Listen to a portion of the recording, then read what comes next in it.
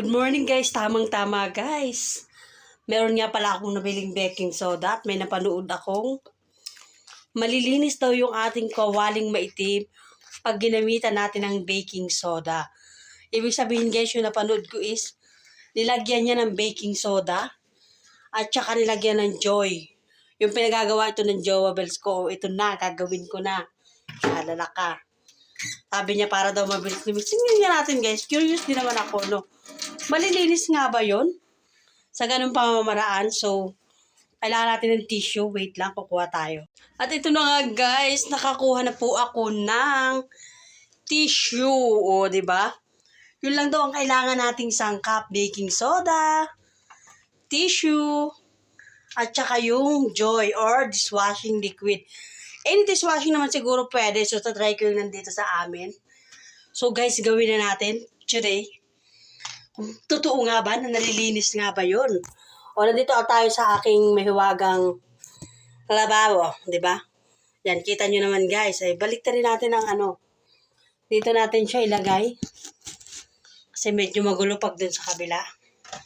At itong malinis, char, itong kawali kong maliit, ito, di ba yan? O, kinukuskus ko siya pero ang hirap niyang alisin guys.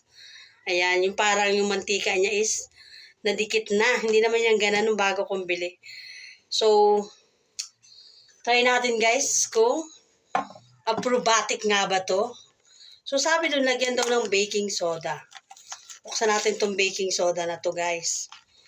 So, dahil tayo ay gaya-gaya. So, gayahin natin yung napanood natin sa Reels. Ay, ganun pala yung baking soda. Wala siyang plastic. Sabi nun guys is, lagyan daw ng baking soda. Yan, lagyan natin guys. Damihan na natin yung baking soda. Para kung babalik nga ba sa pagiging malinis yung ating puwet ng kawali. Kasi yung aking Jowa Bells lagi nanonood na kung anik-anik. Sabi niya, gawin mo to, gawin mo to. So, ito na. Gawin na natin siya guys. Ito, kung puputi nga ba yan. Yan, tabi natin. At lagyan daw ng Joy. Ito ang meron ako. Itong Joy. Hindi siya totally Joy na ano. Dapat daw is madami. So, damihan natin siya guys. Yan. Budburo natin. Dishwashing. Diba yan? Dahil madami na siya guys. Kita nyo naman. Dinagyan niya ng mga tissue sa ibabaw guys. Ganan ang nilagay niya. Ganan. O, tingnan natin. Kung legit nga ba yun. Kung totoo nga ba yung nangyari dun sa kawali na yun. Yun lang. Sa bagay, itong tabi, hindi ko na nilagyan ng baking soda. Yun lang pinakagitna. So, yun lang yung ma-absorb ng ating ano. So, legit nga kaya yan guys. Puputi kaya yung pag talagang legit yan, ay gagayanin ko na lahat ng paghuhugas ko sa aking kawali, guys.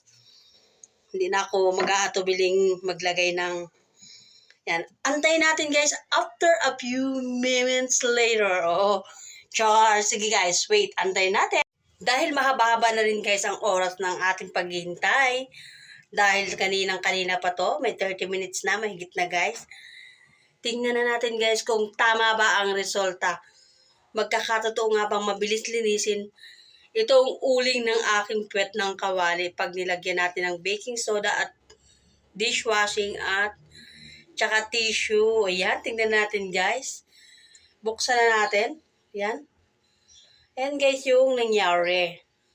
So, sabi dun, ay hindi na, kahit hindi mo na kuskusin, sure, hindi siya, parang hindi pwede hindi kukuskusin guys. Ano? Parang mukhang hindi siya sumasama yung uling. Pero, try din natin guys na kuskusin natin, no? Ito, pakita ko sa inyo. Ito lang pinakamatalas ang pangkukuskus ko. Tingnan natin kung malilinis nga siya agad or mabilis siyang malinis. Kuskusin natin ang bagya, yung hindi napakadiin. So, tingnan natin kung aprobatic nga ba. Napuputi nga pa. Napasubo tayo dun guys, Kasi steel wool na nga itong ginamit natin eh.